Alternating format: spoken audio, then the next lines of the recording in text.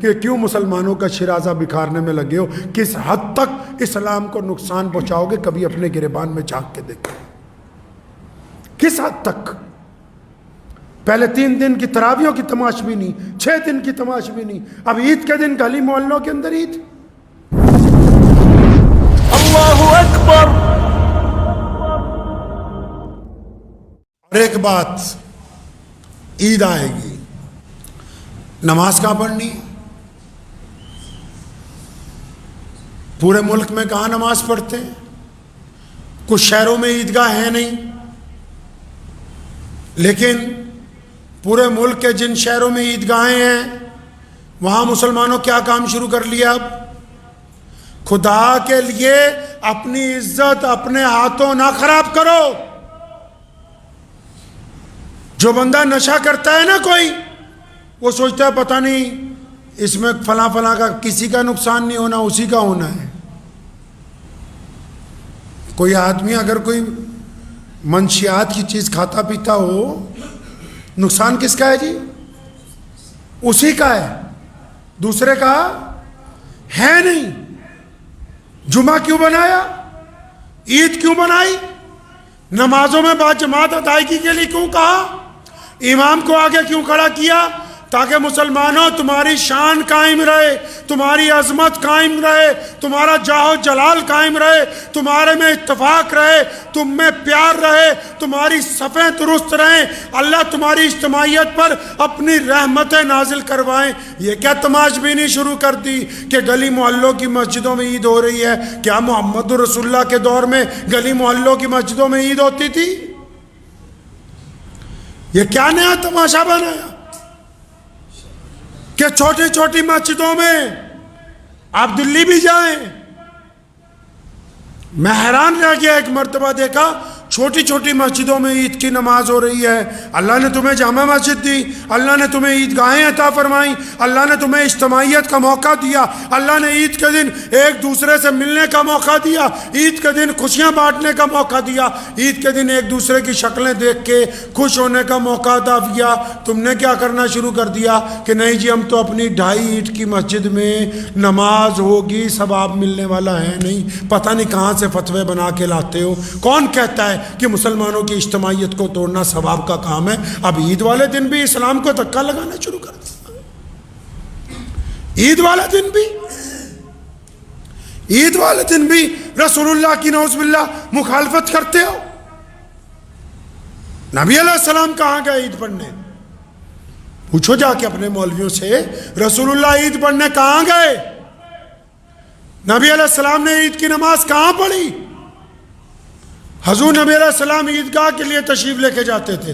ساری عیدوں پر نبی علیہ السلام ایک موقع شاید ملتا ہے کہ شاید کسی وجہ سے یا بارش کی وجہ سے یا کسی اور وجہ سے، ورنہ نبی علیہ السلام نے تمام عیدین کی نمازیں عیدگاہ میں ادا کی ہیں۔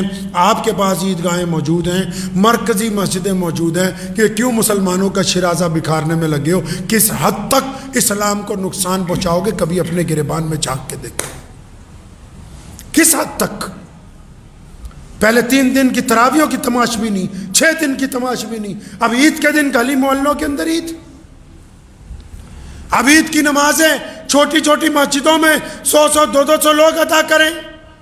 سن لو مسلمانوں، کوئی مفتی مولوی سرکار کے کہنے پر، کوئی بڑے سے بڑے اسلامی ملک کے بادشاہ کے کہنے پر جتنا مرضی یہ کہتا رہے کہ آؤ فلاں فلاں چھوٹی مسجدوں میں نماز ہو جائے گی، رسول اللہ کی مخالفت کر کے اسلام کو پا نہیں سکتے، رسول اللہ کی مخالفت کر کے خوشیاں نہیں پا سکتے۔ اس لیے پلٹو اپنے رب کی طرف اور اپنے رسول کی طرف اور پتہ کرو کہ ہمارے نبی علیہ السلام عید کیسے مناتے تھے۔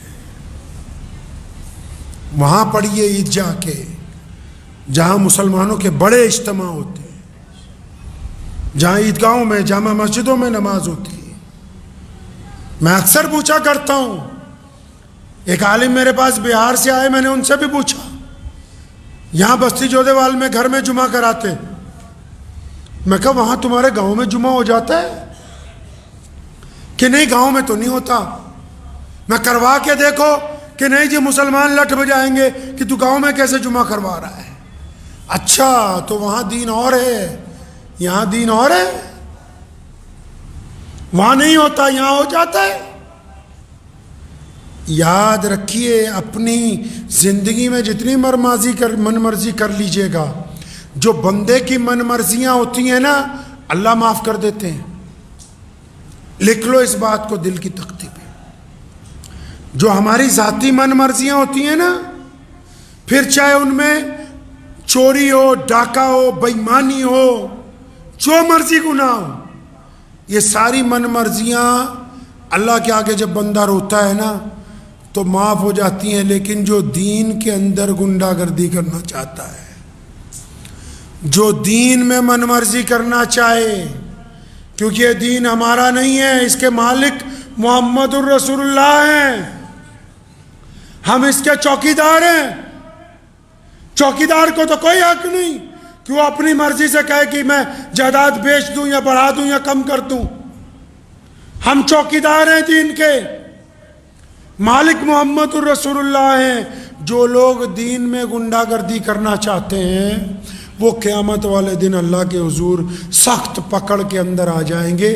اس لیے جو مرضی کر لیجئے، اسلام کے ساتھ کھلواڑ کرنے کی کوشش نہ کیجیے گا۔ کریں گے انشاءاللہ؟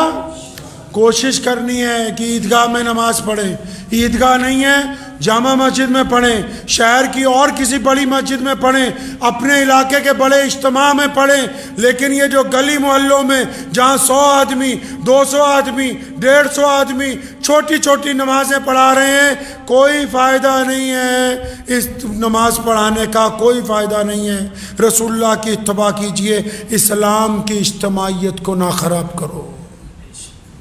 کسی نے کہا ہے نا کہ متحد ہو تو بدل سکتے ہو نظام عالم کو، متحد ہو تو بدل سکتے ہو نظام عالم کو، منتشر ہو تو مرو شور کیوں مچاتے ہو۔ رمضان ختم تو نہیں ہو رہا ہے، یہ انعام کے دن ہے، اللہ سے مانگنے کے دن ہے، گڑ گڑانے کے دن ہے، یہ راتیں اللہ سے مانگنے کی ہیں، اللہ کو منوانے کی ہیں، اور اللہ کریم بڑی جلدی مان جاتے ہیں، اللہ کریم بڑی جلدی مان جاتے ہیں۔ بندہ ایک دفعہ اللہ کے آگے چند آنسو بہاتا اللہ مان جاتے ہیں، ورنہ دنیا میں تو یہ ہے آپ روزانہ کسی کے آگے گڑ گڑاتے رہو تو اگر اس کا دل زیادہ دکھا ہوا یا سامنے والا زیادہ نفرت کرتا ہے یا اس کے دل میں حسد ہے یا وہ آپ کا مخالف ہے تو پھر وہ کسی قیمت پر آپ کو معاف کرنے کے لیے تیار نہیں ہے۔ لیکن اللہ کریم کا جو دربار ہے، اللہ تعالیٰ کا جو دربار ہے، بلے شاہ رحمت اللہ علیہ فرماتے ہیں کہ ایک گناہ میرے ماں پیو ویکھن دیون دیس نکالا۔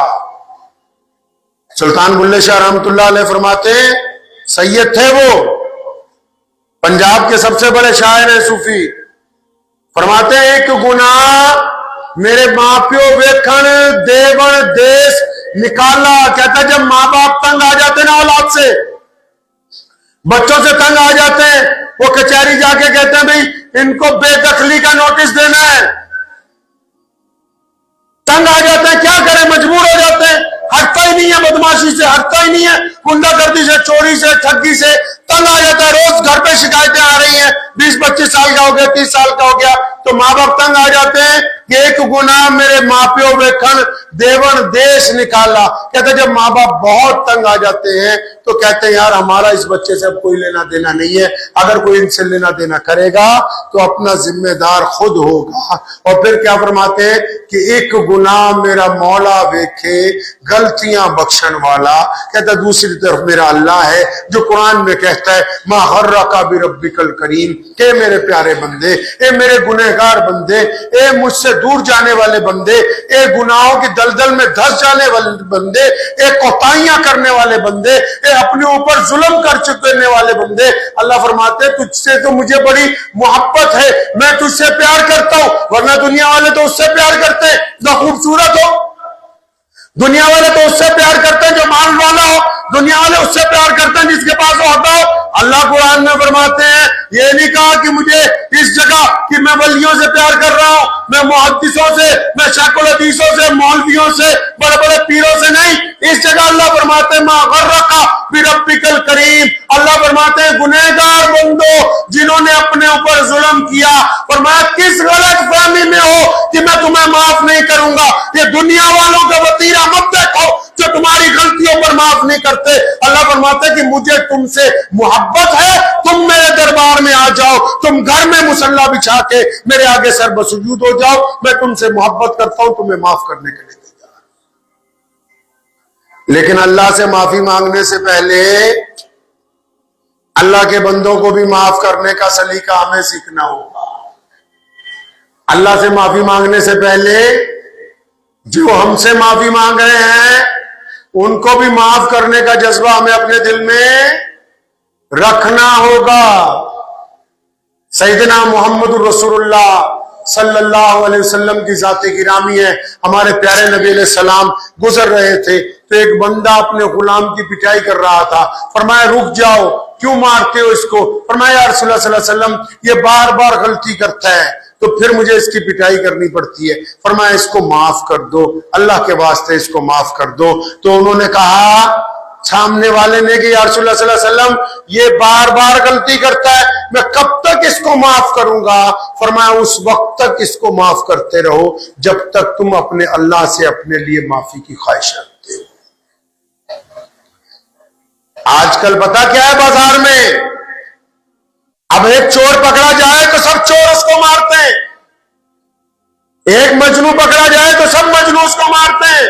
یعنی آج کل مجرم وہی ہے جو پکڑا گیا، ورنہ جو مارنے والے ہیں ان کے ہاتھ میں کوئی صاف نہیں ہے، یہ کوئی پاک نہیں ہے، کوئی مقدس نہیں ہے، بس جو پکڑا گیا جی میں مجرم بن گیا، اب سارے اس کی مخالفت کر رہے ہیں۔ اللہ فرماتے ہیں کہ جس نے ظلم کیا اپنی جان کے اوپر ہم اس کو بھی موقع دینے کے لیے تیار ہے، وہ اپنے حضور اللہ کے حضور آ کے معافی مانگے تو صحیح۔ تو یاد رکھیں اس بات کو کہ رمضان کی جو 6-7 دن رہ گئے تو اطمینان سے ان راتوں کو ضائع نہیں کرنا، انشاءاللہ ضائع نہیں کرنا ان راتوں کو۔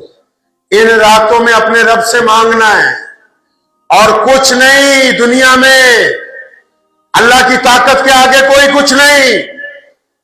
پچھلے 5 سالوں میں سپر پاور نے 2 جگہ دیکھ لیا، مسلمانوں کے آگے گھٹنے ٹیک دیے۔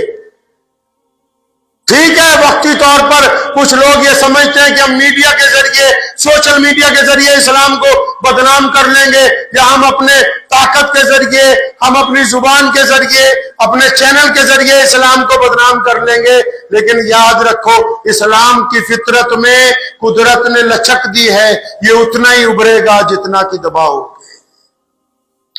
ٹھیک ہے کہ آپ وقتی طور پر آپ کو شاید ایسا لگتا ہے کہ ہم حاوی ہو گئے، آپ کو ایسا لگتا ہے وقتی طور کے اوپر کہ ہم جو ہے ظلم کے اندر بے تاج بادشاہ بن گئے، لیکن کائنات کا جو سپریم بادشاہ ہے وہ رب ہے، وہ خدا ہے، وہ اللہ ہے، جس کو ہم ہندی میں ایشور کہتے ہیں، اس کی طاقت کے آگے دنیا کی کوئی طاقت جو ہے وہ چل نہیں سکتی ہے۔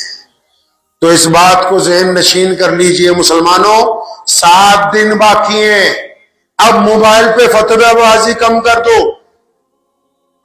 موبائل پہ فتوی بازی، اکثر ہمیں لوگوں کا فون آ جاتا ہے حضرت فلاں مسئلہ پوچھ رہے ہیں، ہم ان کو گزارش کرتے ہیں کہ اپنی مسجد کے امام سے پوچھو۔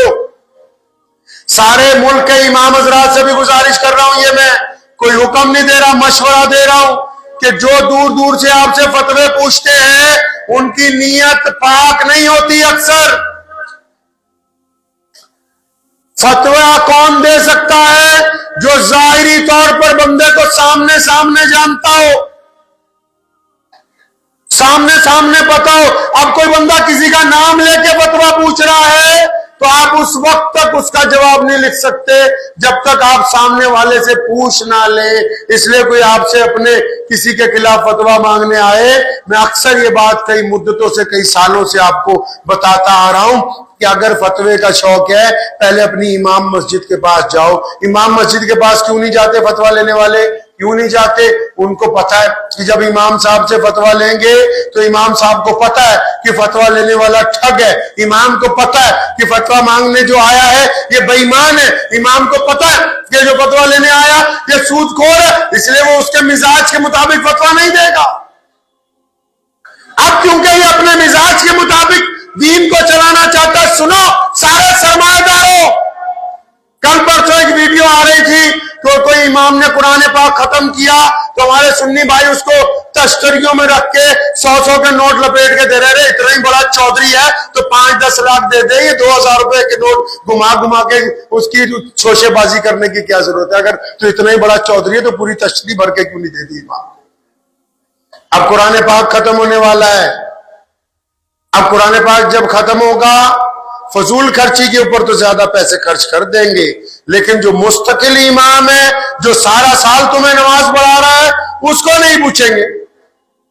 बोले 25 दिन वाला हाफिज लाओ, इसको पैसे देते हैं। जो मुस्तकिल, जिसने सारा साल नमाज पढ़ाई, जिसने सारा साल खिदमत की, उसको नहीं। इसका तो कोई काम ही नहीं भाई। इसकी देखो जो हाफिज जी आए बाहर से, अरे जो हाफिज जी आए उनकी खिदमत भी करो, जो इमाम है उनकी भी करो, जो वहां मुअज्जिन है उनकी भी करो, जो मस्जिद में सफाई कर लड़के काम करते हो उनकी भी करो, ताकि उनको भी महसूस हो कि ये रमजान मुबारक में जो लोग तरावियां पढ़ने आए तो सिर्फ इन्होंने एक बंदे का ख्याल नहीं रखा, बल्कि तमाम लोगों का इन्होंने अपने नजदीक ख्याल रखा है। तो ये 7 दिन बाकी हैं। अभी तो आदों को टेंशन पड़ी हुई है, ईद कब आएगी, ईद कब आएगी, या पता नहीं अगला जुम्मा भी रमजान में आ जाए। तो इसलिए ईद की जब बात चली है तो ईद की जो दिन है वो रोजों के इनाम का दिन है। ईद वाले दिन भी कोई ऐसे काम मत कर देना जिससे सारे महीने का अजर जाया हो जाए। जिनकी जो गंदी आदतें छूट गई हैं उनको छोड़ देना है, ईद वाले दिन दोबारा उस तरफ नहीं जाना। जो बुराइयां दिल से निकल गई हैं वो निकाल देनी है, ईद के बाद उस तरफ नहीं पलटना है इंशाअल्लाह ताला। दुआ कीजिए अल्लाह करीम मुझे भी और आप सबको भी इन बातों के ऊपर अमल करने की तौफीक अता फरमाए। वाखिर दावाना अल्हम्दुलिल्लाह। मुझे उम्मीद है कि आपको ये वीडियो पसंद आई होगी। अगर पसंद आई हो तो ये आप अपने दोस्तों के साथ शेयर करें और इस चैनल को सब्सक्राइब जरूर करें।